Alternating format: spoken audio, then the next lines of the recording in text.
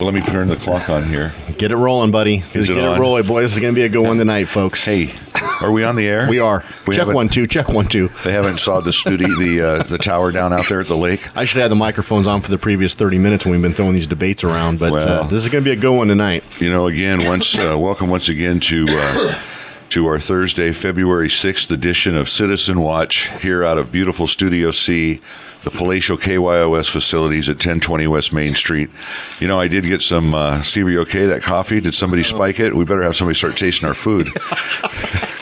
I just want to thank people for tuning in and listening to us.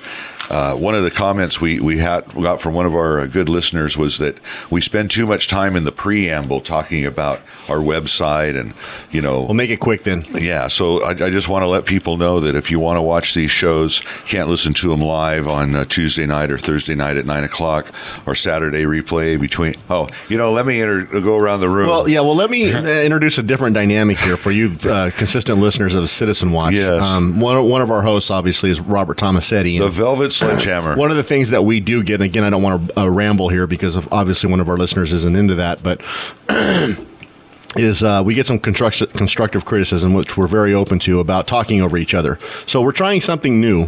Mr. Tomasetti is going to now raise his hand when he wants to speak, and he has his hand up right now. Go ahead. So, Mr. Tomasetti, please. Mr. Steed, may I speak? Yes, Do I have permission? Yes, you may. Oh, I would just like to correct you that people can't watch Citizen Watch. They can only listen to it. I know. I'm just correcting you to make sure you're correct. Thank you, Robert. Can I put my hand down now? No, Yes. and you know, you for the next 45 minutes of riveting talk radio here on Radio Merced, you can listen, you can interrupt anytime, Robert. And you can. It's YouTube, it's KYOS space AM 1480 AM, KYOS space 1480 AM in that YouTube search block, and you can watch our shows. We're up to like 20. We're on our way to 20,000 hits. Excuse me, sir. You said watch your shows again. You, but we're on our way. Excuse me, Mr. Steed, sir. Can I speak? Go ahead.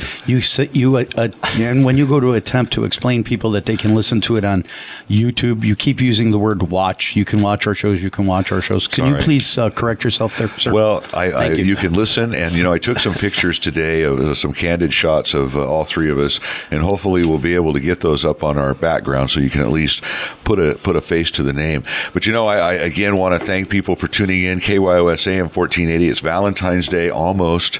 So if you know, Steve gets a lot of stuff down here at the station. A lot of people are sending Valentine's, so we would ask people to get those early and often so we can warehouse that here. He's quite the that red hair. I don't know what it is. It's something about Sir Valentine.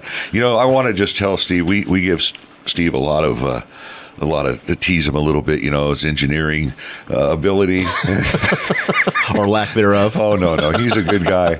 And Robert and I couldn't do this, begin to even sound as good as we are, have the interaction we have without Steve. And, you know, and he sits on the other side of this console, which I understand has been beefed up with Kevlar and some bricks so that we know that Steve doesn't take any rounds because, as you know, our show is somewhat controversial. We've been talking about some controversial issues lately. And quite frankly, our whole genesis has been around issues that affect the community. And just because of the take we do things, they are controversial issues. And I'm sure if Citizen Watch is allowed to continue, there's going to be more controversial issues. But Steve has a different role down here at the station besides being the number one engineer, is that he hosts and interacts with other hosts and other shows here, some of the folks that we even talk about on our show. And so I don't mean to put him in a situation or a position. I know I came in Wednesday morning and said, "Hey, you read anything in the paper?" And he looked at me like, you know, "What have you done?" And to be honest with you folks, I haven't done really anything. I just spoke my mind, and the local media picked up on some of the issues, but these resonate more than just with myself, and they don't reflect necessarily how Steve or management feels. We always put that disclaimer at the start of our show, but they do resonate with a lot of the citizens in our community and what we call Citizen Watch. Absolutely. And so I just want to thank Steve for, being as impartial as he is. And I want the other folks to know that come into this station, know that they have an opportunity to get the divergent opinions out, to get the other side. You're obviously more than welcome to come on Citizen Watch, and we'll talk to you. But I just want to thank you, Steve. And I don't mean to put you in that position on that side of the console. I know it's hard to see you now with the bulletproof glass here, but I know Robert probably shares the same feeling. I know he has it. Your hand is up. Go ahead, Mr. Go ahead, Robert. Tomasetti. I don't share the same feeling. Explain them. Can you specify? Can you be a little more specific? No. Okay. I'm trying to keep my verbiage to a minimum. Minimum. People have identified me as a loose cannon, so I'm being very contrite and I'm being very compact today.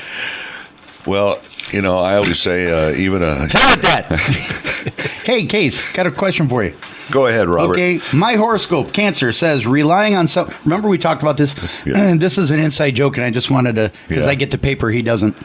Relying on somebody from your past or calling in a favor owed to you will put you in an interesting position with more options. Casey's laughing. He knows what that means. But for all of you, it says that if I share my thoughts or planning a romantic evening, will play off.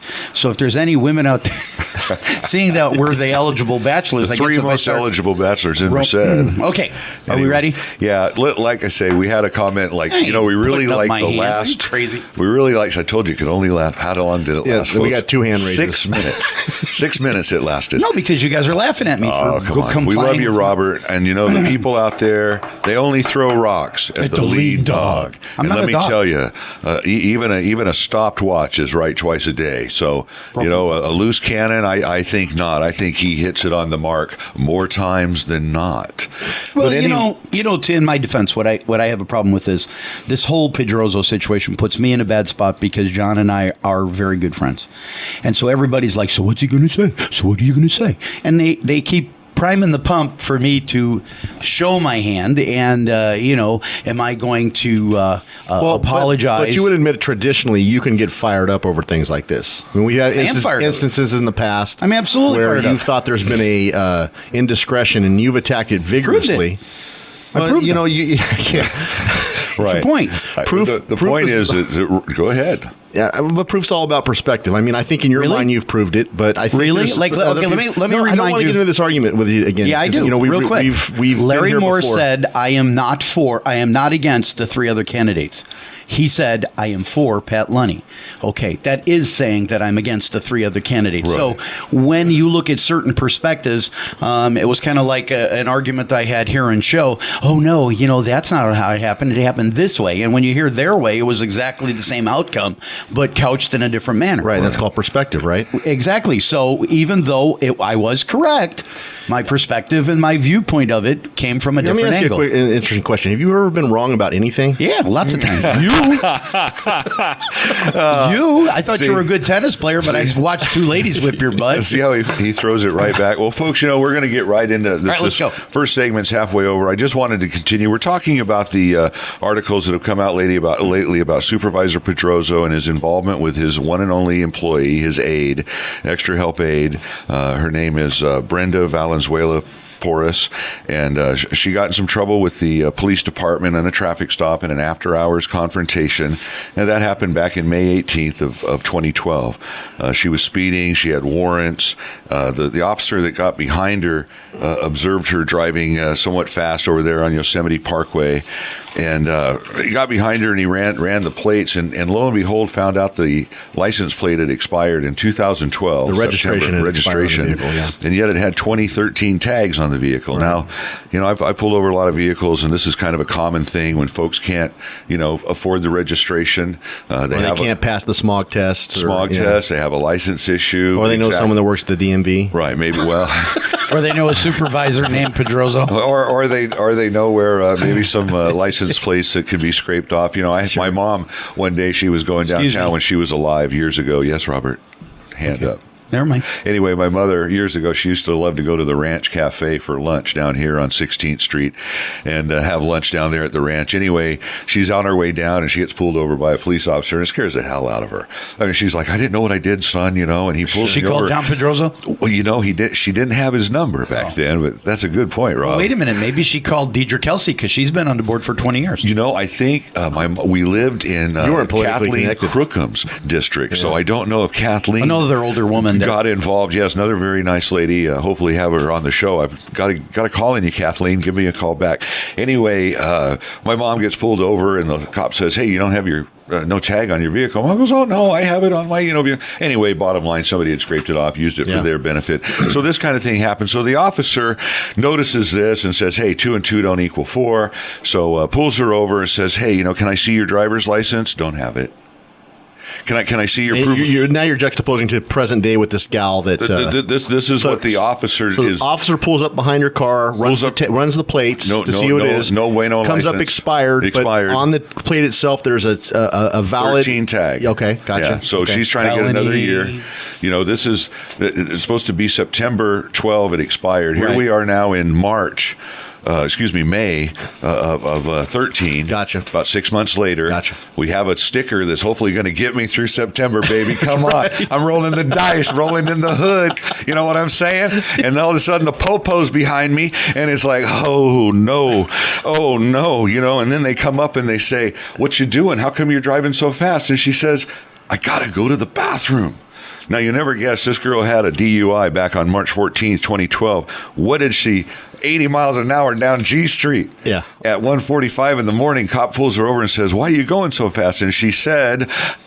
I got to go to the bathroom. I got to go to the bathroom. So not only do we have an incontinence issue. No, that's not what she said. She said she was going to pee her pants. Okay, well. Come on, we got to be honest here. We got to be straightforward. You're right, We Robert. can argue semantics, but you did just... You mean perspective? And I can't tell you how many chicks tell officers, I've got to pee, officer. And the guy goes, oh, baby, that's too bad. I'll let you go. But unfortunately, the odor of some vodka cranberries were a little too strong that night. Anyway, so now we fast forward to May 18th. She's flying around the corner. Cop says, hey, where's your license? Don't have it. Where's your insurance? That's not on me. Where's your registration? Are you kidding me? I got stolen tags. No, she says, I don't have that either. That wasn't in the car.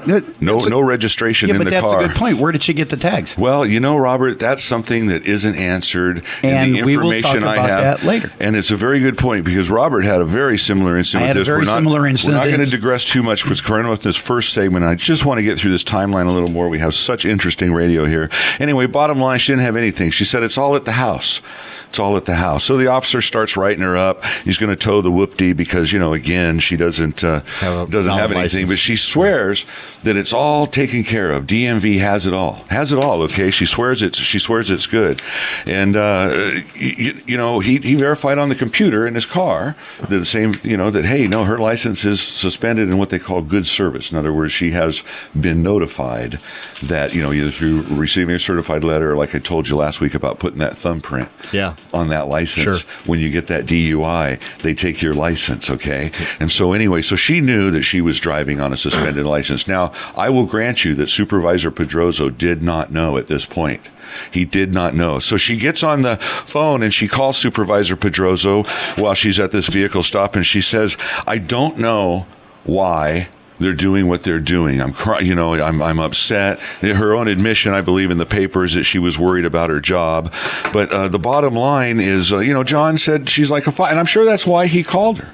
She's like a father to him, and asked the officer, what's going on. Of course, we know in the paper, the article, no need to berate that horse anymore. But the officer didn't give the information. I'm going to call the chief. I'm going to call your boss, type of thing. Again, didn't give him the information. And this Brenda Porras, she's bragged before that she knows people, name dropped at the vehicle stop. I rent from so-and-so's my boss. And that's why she handed the phone to this officer to try to get some sort of favoritism to get out of this stop. Why else would you? Why are you notifying your boss on a Saturday night? Yeah.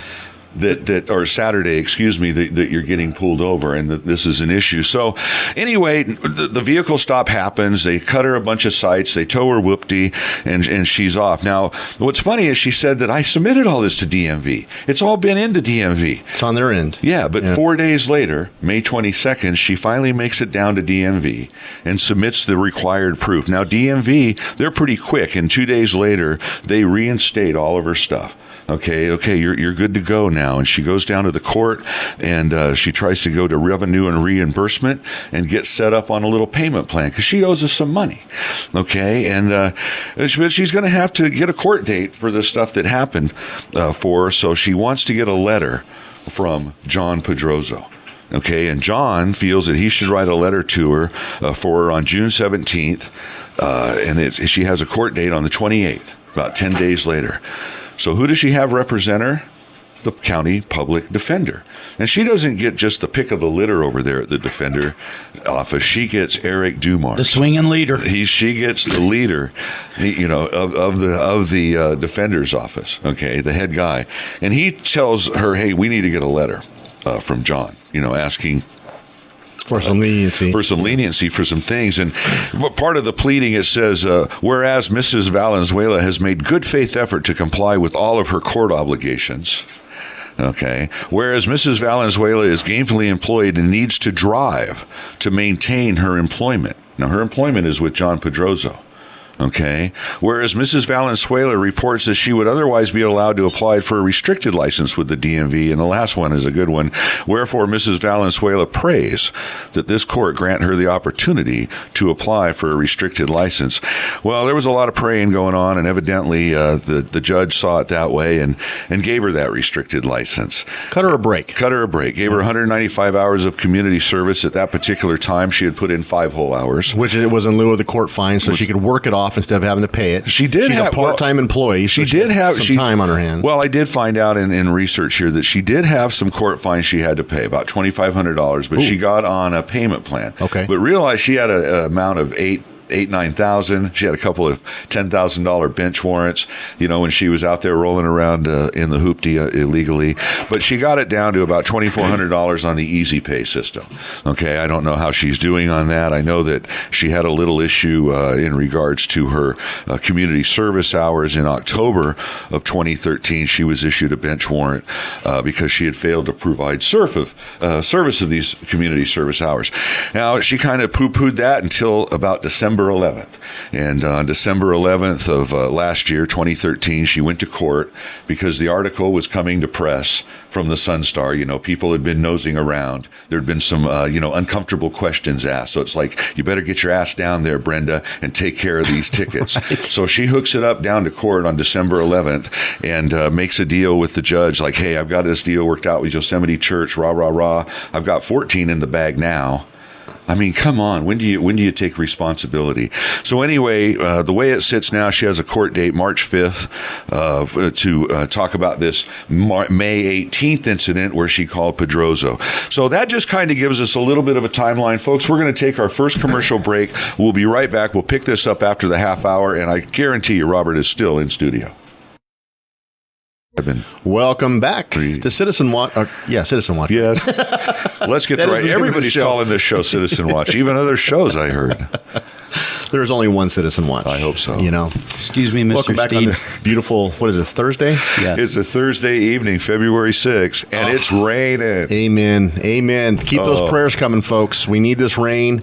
It's great to have it. Good things are happening. Robert, your hand's up again, buddy. What do you want, Robert? Tom Brokaw is 74 today. Hey, what a great deal. And we have rain until Monday. We have rain until Monday, and folks, that's what we need is a slow, gentle rain. There's a meeting going on at the fairgrounds tomorrow, Friday, with MID, and about water issues. I would encourage anybody keep the positive prayers coming, folks. Right, exactly. So let me continue with this because we only have 2 more segments left, and it's kind of important. So now we understand how we got to the point. So I'm going to give John the benefit that he didn't know until he wrote this letter on June 17th to the judge. He says, I'm writing this letter regarding case blah, blah, blah. Brenda is employed by the County of Merced Board of Supervisors as my assistant. Her license has currently been suspended for failure to pay. Her job requires a large amount of driving. Therefore, having a valid driver's license is a necessity due to her assigned district. As a supervisor of District 1 for the County of Merced, my district includes, Planada, La Grande, Livingston, El Nido, South Merced. As my assistant, Brenda is required to drive to various meetings, which range from the hours of 8 to 9.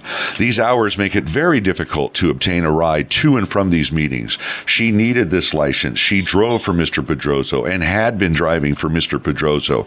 Now, if he didn't know about her status, okay, but he knew that she drove for Mr. Pedrozo as an employee of the county, and it clearly states you need to have that insurance and license to drive for the county business.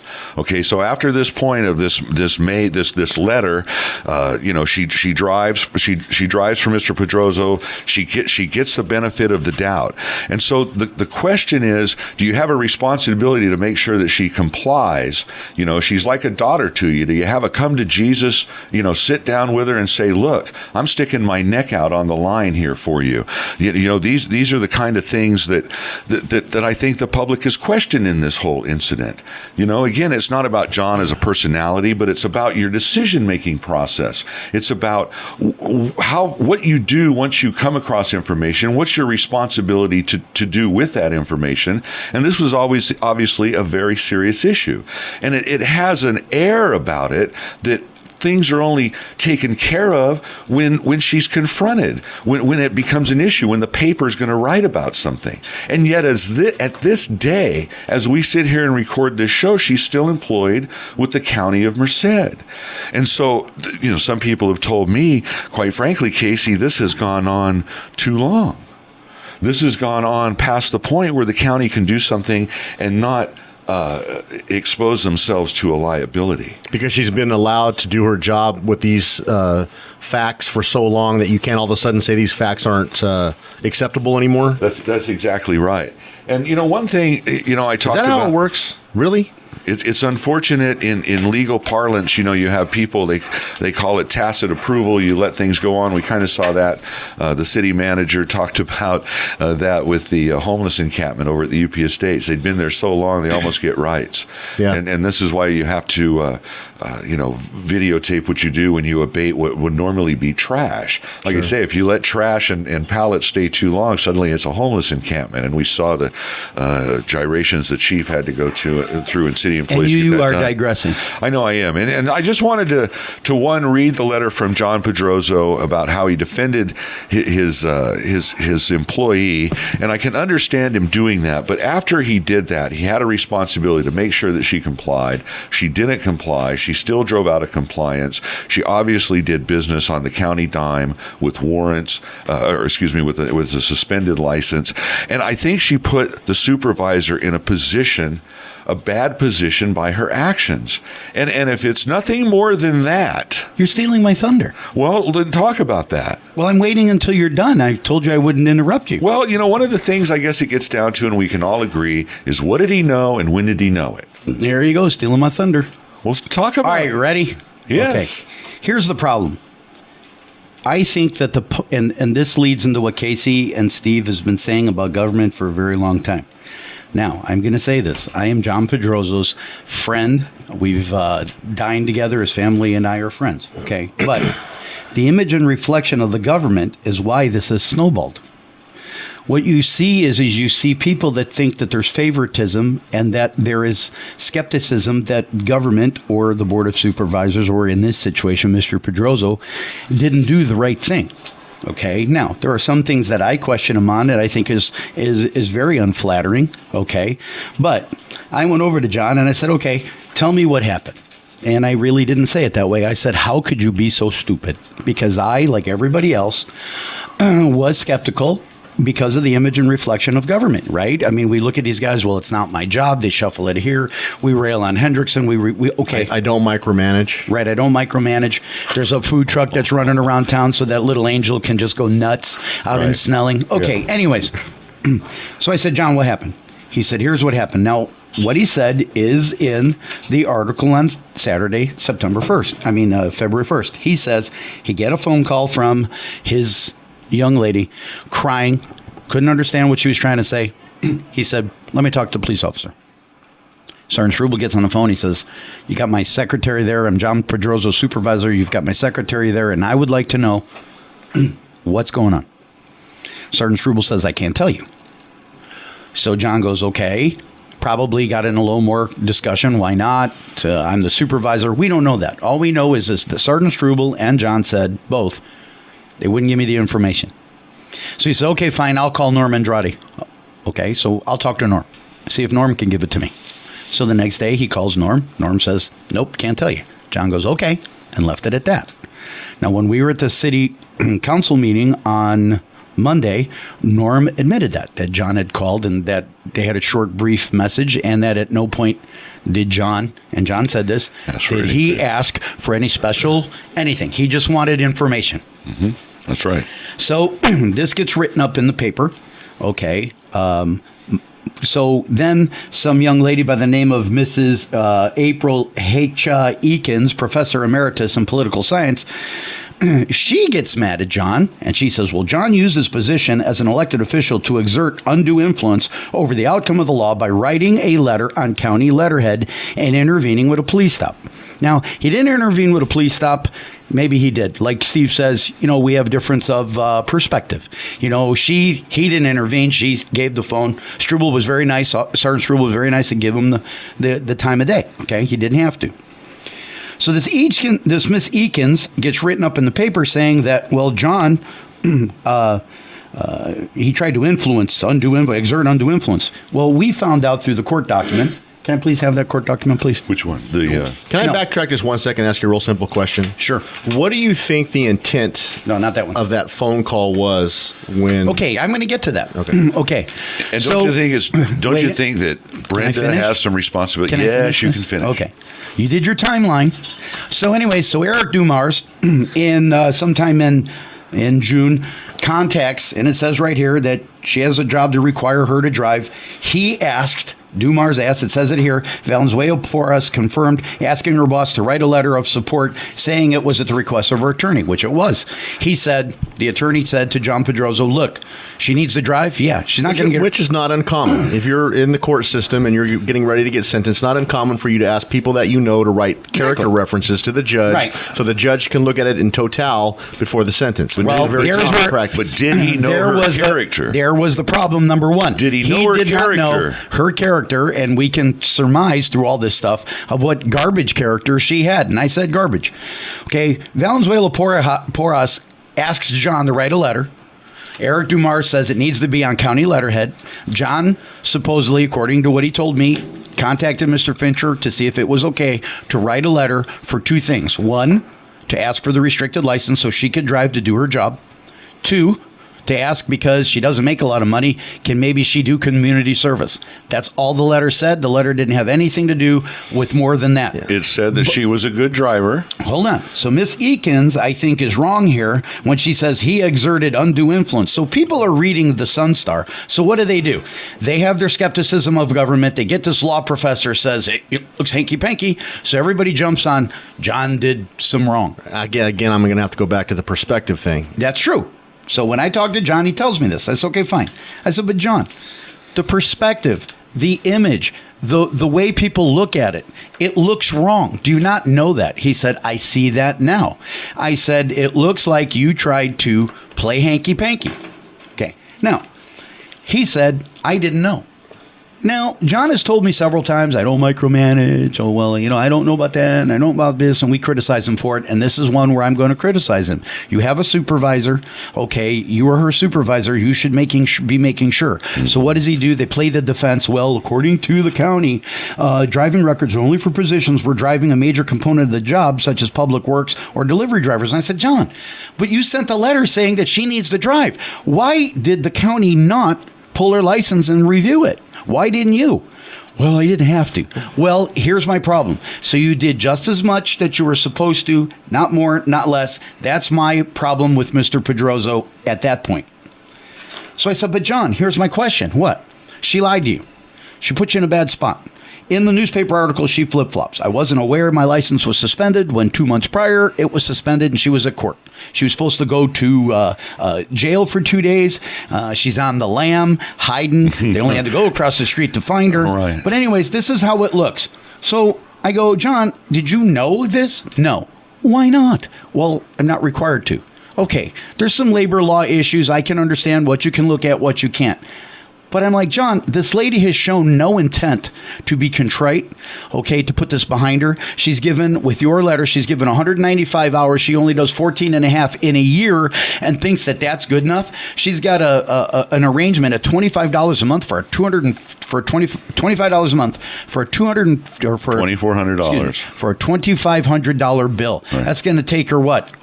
100 months. 100 months? That's what, almost 9 years? 9 years, baby. So I'm looking at John and I go, but John, here's the stupidest thing that I just don't understand. And he said, what? I said, on the last page of the paragraph, you say, I'm not cutting ties because she's a good employee.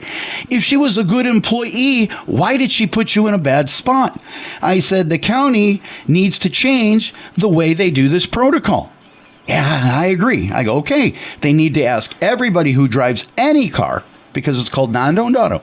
So any one of you that are driving cars and doing little errands for the county, right, and you get in an accident with me, I'm suing the county. That's because right. You're working on their behalf. So I told John that they should be looking at the driving record and that they should be naming the county as the additional insured on all of these people. I said, but the actions and questions that she raises, John, raises credibility about the kind of work she's doing for you. Why is she not gone yet? She's lied to you more different ways than sideways. Now, I don't know the legal parameters. He didn't get into it, but to me, she would have been gone the next day. Now, I look at John, and I love him as a friend, but I said, John, that was stupid as stupid does. You did a Forrest Gump moment, and now you're going to pay for it because people are not going to forget about this. And we know that this has been running for 5 days in a row. Why? Again, because we say the image and reflection of the way government is run, the good old boy network, makes people question this, and then everything snowballs. And when you get people like Miss Eakin that write without knowing all of the facts, it gives a worse image. But that's what people expect in Merced. Well, yeah, oh well. Well, that's not what we should expect. That's right. John, you need to give an apology to all your constituents. You need to give an apology to everybody in Merced County. You need to be contrite. You need to get your act together. You need to make sure that when you're supervising people that you supervise them and not just do peekaboo. I saw it, I didn't see it. Right. All right? I just think that my problem with John is, when did you know that she had these issues? If you knew before you wrote that letter, then your head needs to be going on top of a pike and you did everything wrong. Yeah, well, he knows now. He knows what's up now. I mean, her character has been exposed, I think. Robert, I am so proud of you, what you just said. For what? I For told what? you. What? I think that's the way it should be. Folks, Look, you just witnessed a Citizen Watch moment. What? You witnessed pure emotion coming out there, I was crying. and some of the best advice I've ever heard a friend give another friend. I said, hey, apologize. And what I want you to do is I want you to be at the forefront and say, hey, look, because I don't think the people up there, they say, hey, here, take this to the court across the street. Person gets in their car. County doesn't pay attention that they're on the hook, that they got liability. Absolutely. And so why don't we just make sure we close that loophole? The only other thing that you said through that conversation you had that concerns me a little bit is when you asked him if he checked on things, he said, no, I didn't because I don't have to. And well, I wish we would get away from that paradigm where we have to legislate you to do the due diligence that you should just know through common sense. Right, but here's the problem. It's like Larry Morse had said the week before. Larry Morse said the problem with the county is one area doesn't discuss with the other area. Right. Human resources should be at the forefront saying, yes, let's have a meeting. Yes. Every one of you that send your people that you're going to have drivers to drive, I want their driving record. I want the additional insurance. That sounds like a no-brainer to me. Just to protect the people. And that sounds like an absolute no-brainer to me, but they're not mandated to do it, so they don't do it. So yes, exactly. Robert that's ridiculous. Said, it shouldn't be that way. Close the little loopholes, and unfortunately, they exploit those little loopholes, and that's what makes us. And she did. Folks. And Miss Porras put John in a bad spot by lying and twisting in the wind in every which way. Tough spot. Okay, and he puts his name out there and says, "Look, can you give her driver because she needs to drive?" Now, if John knew about all of this problems before he wrote the letter, then yeah, John, you got some serious issues, and your head needs to be put on a pike. But if not, take us to commercial there, Robert. It's time for Wheaties. I don't know what you're doing for a commercial. We'll be right back. Oh, that's all I need to say? Yeah, if I could figure out how to do the clock. Push that button, buddy. Hey, here we are back on our third and final segment of Citizen Watch. Hopefully not our third and final show. You're listening to Thursday night KYOS. That was my swan song. AM 1480. I'll tell you, folks, we just sat here at the break during commercial listening to our sponsors, and we couldn't even listen to him. I tell you, Robert, what he said was moving. It was from his heart. And I think it was a buddy to buddy. It was a friend. Friend to friend. I'm not opposed. Look, Mr. Scambray doesn't get a lot of wiggle room with me. Miss Pagan doesn't get a lot of wiggle room with me because I agree with you. These people should be held to a higher standard, and they don't hold themselves up to that. And I told John, it's perception. You have to stand away from 2222 M Street and say, how does this look to the public? If I have to hear, I don't micromanage, I'm going to vomit. Yeah, we can't do that anymore, John. It's your job to manage. Now, John, guess what, guys? Let me ask you a question. Yes. Does this not show that his philosophy of I don't micromanage bit him in the keister? Amen. And now he needs to learn that he needs to start micromanaging. Amen. They all do. And that's what we read in the Sun Star. There was a perspective, an our view perspective in the Sun Star on Wednesday, February 5th. Some people think I wrote this. You did. I can tell you I am not on the editorial staff of the Sun Star, but these views of theirs parallel mine. And as I said before, my motives, I have no ulterior motives. There's a lot of people in the community that this message resonates with. I think the perspective page of the Sun Star kind of capsulized it. I'm just going to read a couple of paragraphs. It says that ringing you're hearing in your ear, John Pedrozo, that's your constituents calling to say they're infuriated. That they talked about having ignored much of the fallout resulting from the encounter. Brenda knew that she was in trouble when she was pulled over in May, so she called her boss and then handed the phone to the sergeant, who took it but told Pedrozo he wouldn't speak to him. That's when Pedrozo crossed the line. It gets worse.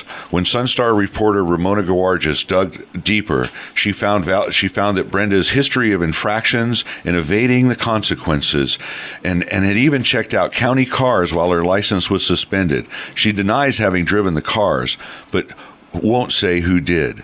The Sunstar's website and letters to the editor have reflected outrage. Readers are angry at the staffer and the supervisor. Many hinted they believe there is more to the story. We hope not. This is bad enough. And I echo that too. I hope this is it. I hope it doesn't go any deeper. Yeah. The rot. Can I add one other caveat to this? Mm-hmm. John's my friend too, and I hope he's learned something from it. And talking to you, Robert, it sounds like he has. We get stronger from our mistakes. If we learn from them and move forward, a more intelligent person, we learn. But I pray that this gal, what's her name, Venezuela? Brenda Valenzuela-Porras. I hope she's learned from this. I hope that she can move forward with her life in a positive way, because these are big mistakes. These are things. These things are not. These are not acceptable. No. Yeah, but let me ask you guys a question. Let me just finish this up and then we'll go to that. There is a bigger issue here. If Pedrozo truly feels he did nothing wrong, he needs a better understanding of ethical behavior, using his position to try to influence the decision of the police and a judge who is a clear breach of ethics. Merced County has a code of ethics, but it applies only to employees, not elected officials. Across the state and nation, counties have established rules for elected leaders. It's time that Merced County join them, with rules and appropriate repercussions. Perhaps Pedrozo could propose it. And I think this is what Robert talks about, closing loopholes, taking care of these little, okay, you didn't know, you didn't have to. But how do you find there's loopholes? Well, how? Through error. Okay. Oh, like, for example, I found this, and this is what I had a problem with Miss Porras, is this. Way back in 1987, I'm sure Eric Lee will tell you, in 1987, I had an issue. Well, Eric was an insurance agent with me at the time, and it was kind of funny. It was kind of silly. But anyways, I'm from Illinois, Chicago, and in Illinois, your license plate stays with you. It's your personal plate. So car to car to car, you just take the plate. Okay, in California, it doesn't. Only personalized license plates stay with you. Otherwise, the license plate stays with the car, and we transfer it. Well, I didn't know.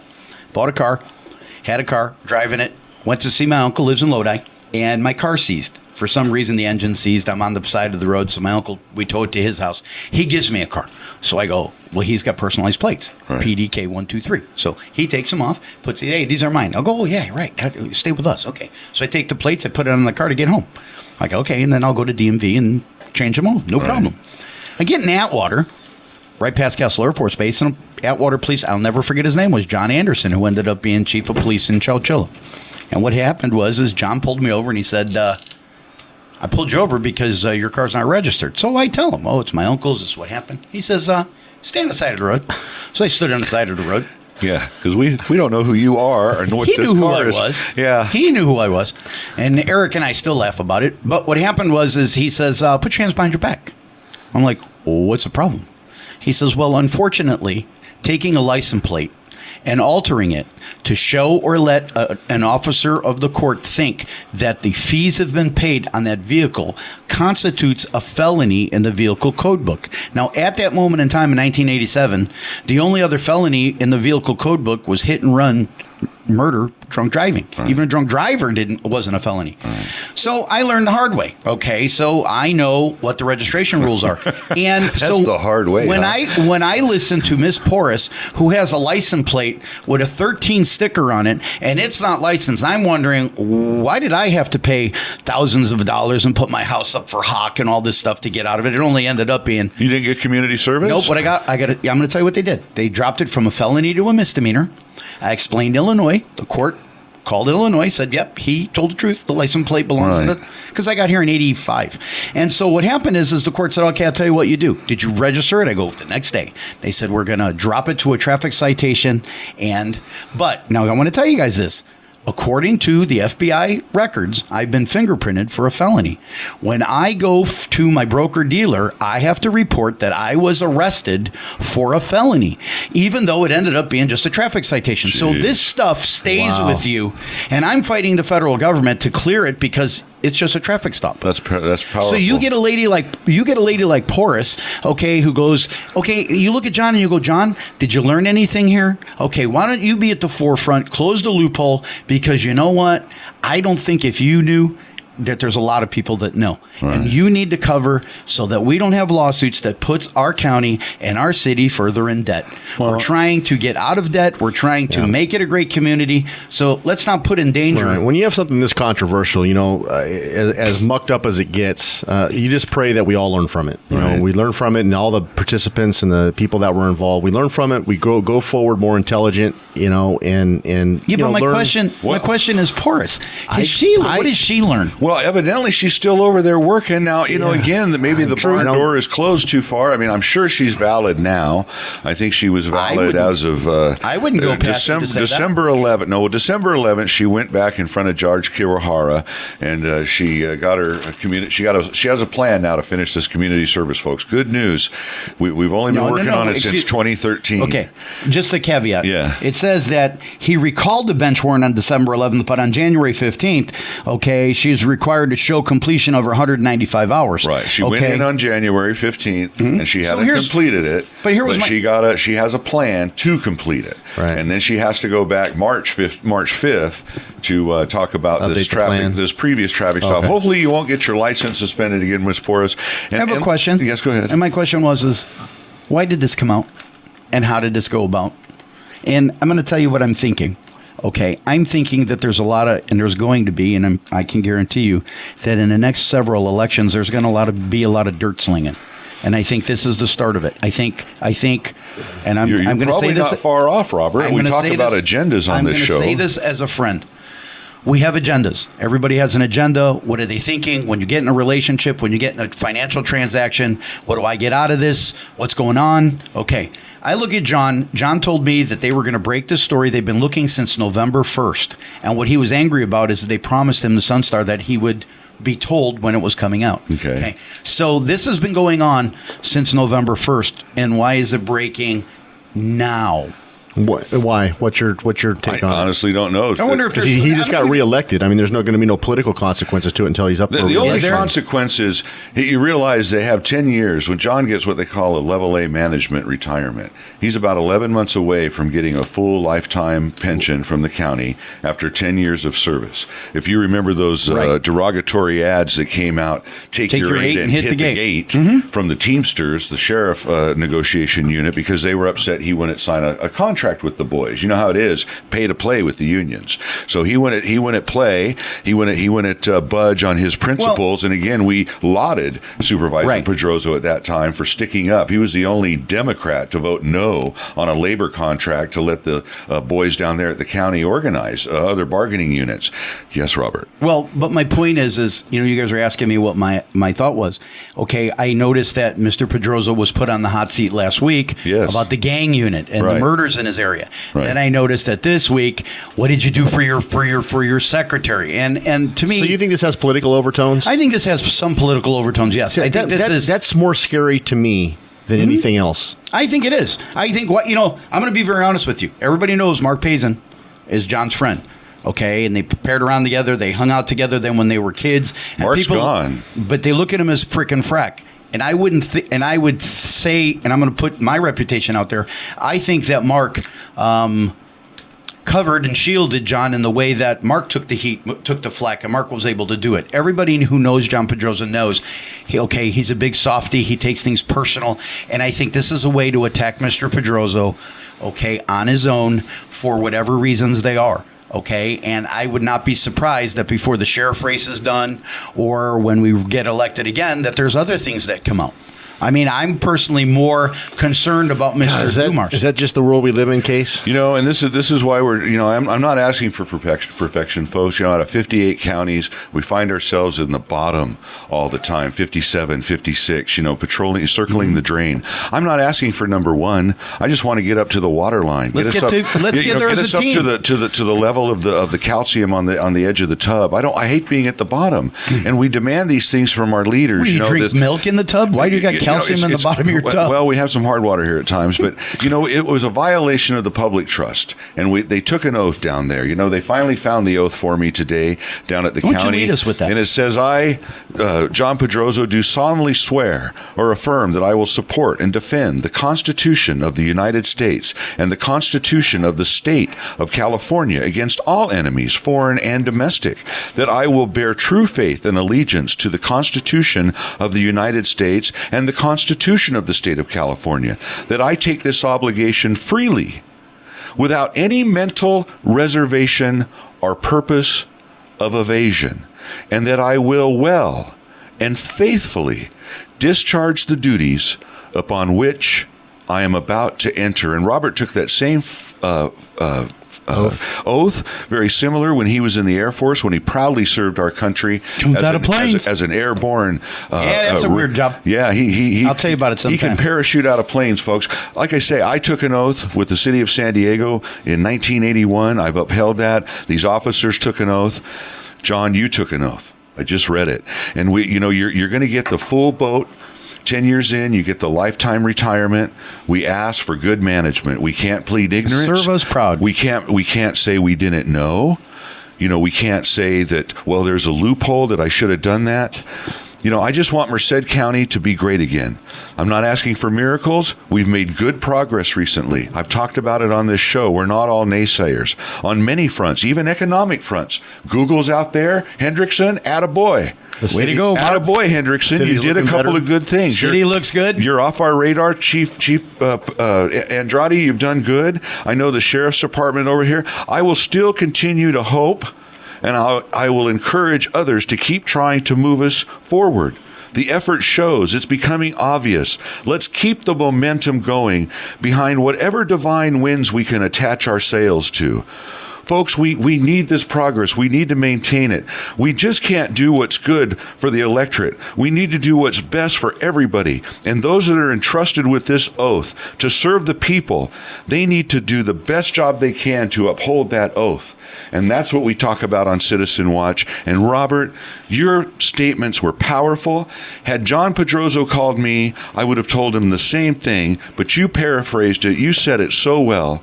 And I would encourage people to listen to those statements, to take all of this information in and come to your own conclusions and ask yourselves, what do you expect from our leaders?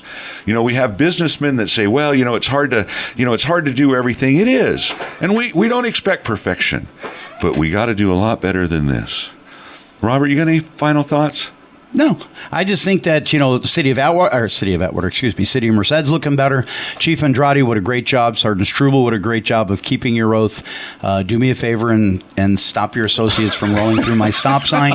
I'll be a happier man. Steve, I know that we've put you on the spot on this thing. Is there anything you want to say to the listeners or other shows? Just like I say, you are so good behind that. I appreciate that, Casey, but I will say that I honestly, for all the heat I might take on this side of the board, I truly consider it an honor to be sitting here and allowing our community to have these discussions. And as long as I'm here, this is the direction it's going to go. So, I'm proud to be here. I'm proud to be on this side, and I can handle whatever comes my way. And we welcome everybody. Absolutely. And we will keep this platform open for you, the listeners, here in Merced County. And we're all in this together, folks. We're all in this together. Well, it's been a pleasure being here in Studio C with my three amigos, Steve Colvard, best engineer in the business. It's the only one you know. I'm Casey Steed, and Robert the Velvet Sledgehammer Tomasetti always sends us out with Momo the Roach, Pete, Perry, Dad, love you.